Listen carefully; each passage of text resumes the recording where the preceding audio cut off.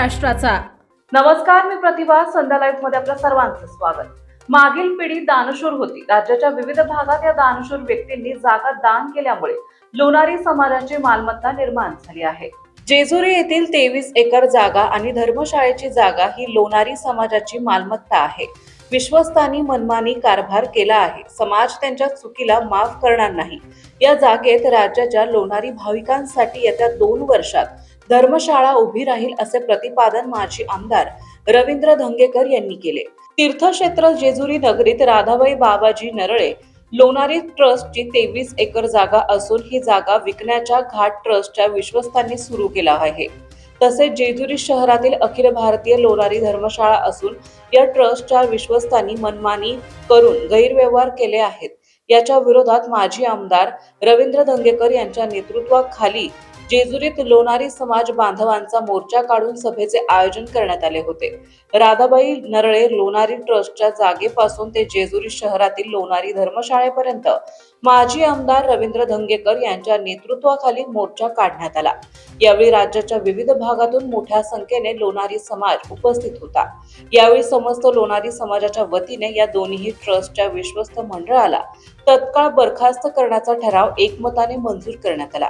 यावेळी सामाजिक कार्यकर्ते आणि जेजुरी उद्योजक संघाचे अध्यक्ष डॉक्टर रामदास कुटे यांनी जेजुरीत लोणारी समाजाच्या वतीने आयोजित मोर्चा हा व्यक्तींच्या विरोधात नसून चुकीचा काम करणाऱ्या प्रवृत्तीच्या विरोधात आहे।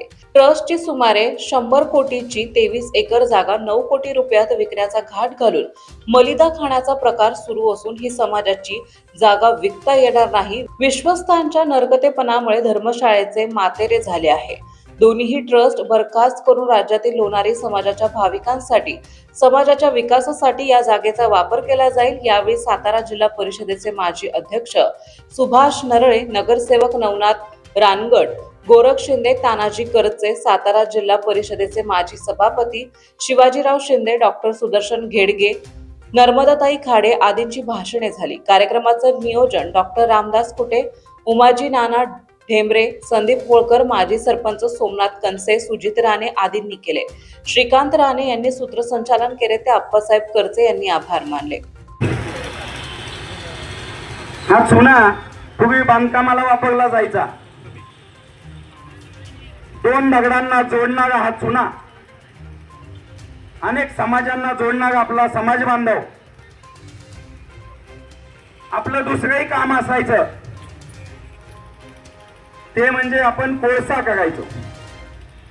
लाकडं आणून ते जाळायचे आणि त्याचा कोळसा करायचा हाही आपला व्यवसाय। भाऊ, मी आपल्याला खात्रीने सांगतो, या ट्रस्टवरती डोळा ठेवून आपली घरं बघणारा, त्या राधाबाईची जागा विकत घेणाऱ्या, या ट्रस्टच्या नावानं आम्ही समाजसेवा करतोय असं म्हणणाऱ्या सगळ्यांचा इथून पुढे कोळसा झाल्याशिवाय राहणार नाही। ही पहिली गोष्ट या ठिकाणी महत्वाची।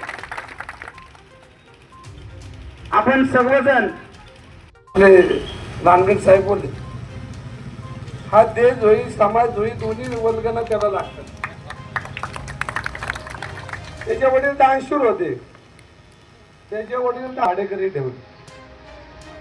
40,000 रुपये महिना भाडं ते घेतात आणि मग ते काही काळानंतर अण्णा गेल्यानंतर ही 4-5 मंडळी जे राखणदार होते हे राखणदारच तिथं दिसते नाही। राखणदार राहिले इथं आणि जागा राहिली तिथं। हे राखणदाराला संबंधात ती 23 एकर जागा कधी यायच्या हातात गेली ते अंदाज कळलं नाही। बरं कळलं तर कळलं, मग हे राखणदार इथले त्यांच्या घरी जाऊन मिटिंगा करायला लागले गँडांच्या। तुझं राहू दे माझं राहू दे, चाललंय माझं इथलं राहू दे आणि तुझं तिथलं राहू, तू इकडे येऊ नको मी तिकडे चाल। म्हणजे दोघांनी मिळून व्यवस्थित हा कारभार केला होता। संध्या लाईव्ह साठी प्रतिनिधी नितीन राऊत, जेजुरी, पुणे। ताज्या आणि महत्त्वपूर्ण बातम्या पाहण्यासाठी आजच आमच्या संध्या लाईव्ह न्यूज चॅनलला YouTube वर सबस्क्राईब करा आणि बेल आयकॉन प्रेस करा।